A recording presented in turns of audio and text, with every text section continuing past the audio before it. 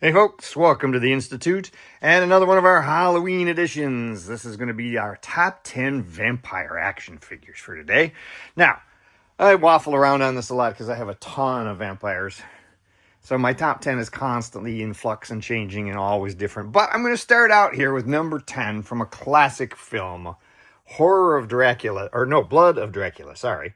This one is Blood of Dracula. This is my only early vampire lady. Of course, we have some from Buffy the Vampire Slayer when various characters in that were female vampires. But this lovely young lady here is from the 1960s film Blood of Dracula. It was made by a Muck Time back when they were doing some of these wild oddball action figures. Speaking of Buffy, number 9 on the list is going to be Spike. Now, I could pick a lot of Spikes. Let's try to get a little less glare here. I could pick a lot of Spikes. I'm going to go with the standard version from Sideshow. Nothing fancy, nothing unique or oddball, no glaring fangs or anything like that. Just the standard Spike. Comes in a nice black leather jacket. They did a variety of other versions, but I'm going with him for the number 9. Number 8, I'm actually going to go way over here. Now, you would think all of the vampires would be in the horror section, but they're not. There's a few that are in other sections, and one of those is Mr. Burns, of course, and here's a version from Jax that I think is really terrific. Playmates did one of these as well, but the Jax version with this really cool coffin gets my number 8 spot. All right, number 7. We're going to walk back over there. I think we're going to stay in the horror section for a while. Oh, I did want to mention I'm not going to include any Nosferatus. Since I just did a top 10 Nosferatu list, it seemed rude to include them somehow in this list. So there won't be any in here, even though some of those would be in this list if I hadn't just recently done a top 10.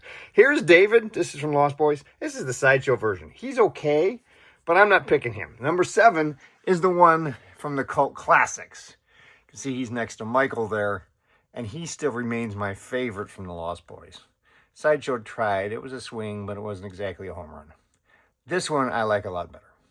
Number 6. Oh, Diamond Select Toys did this fun line from the Mad Monster Party, and here is that vampire. I think he is really fun. Goofy, cartoon style. He looks just like he did on the show. Of course, there's the doctor up there and the Frankenstein monster. But this vampire, this version of Dracula, gets my number 6 spot.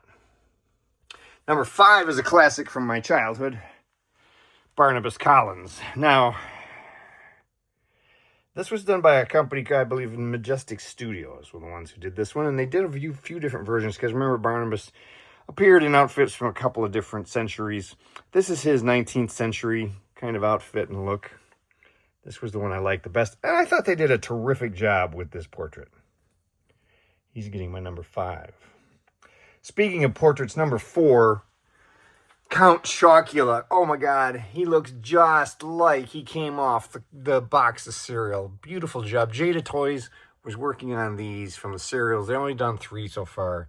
It's a pity I don't think we're going to see any more, but at least we got the big 3. And this Count Chocula is terrific. I highly recommend it. Really good articulation. Really nice figure. Now, number 3 is kind of a hard one to get these days. It is the Francis Ford Coppola Dracula from McFarlane. They did this as a 2-pack. This is, of course, the vampire form here, whereas this is his werewolf form right down here. This was a 2-pack, came with the crate. And these are pretty hard to come by these days, I guess. But that's my number 3. Number 2 is from an unusual company as well for these lists, Star Ace. But they did an amazing job, I think, with this Christopher Lee. They could knock it out of the park when they wanted to. And this one is a great example. It's a beautiful job, really nice outfit. Fits extremely well, the cape hangs nicely. And I think that that is a cracking head sculpt there. Nice paint job, too, that washed out skin. But the number 1, with no bias whatsoever, is, of course, the Flat World Bela Lugosi as Dracula. There he is in the box. There he is, loose without his cloak cape. There's his coffin back there in the corner. That is what the body looks like. There is the little metal sign that was used as a display when they were at the toy shows. Like I said, no bias whatsoever, but I think that the Bela Lugosi that they did is the nicest vampire action figure I've got. So, let me know what your favorite vampires are. Like I said, I've got tons, and so this changes every so once in a while. But until tomorrow, when I'm going to do a top 10 of the Treehouse of Horror action figures, I hope you have a good one.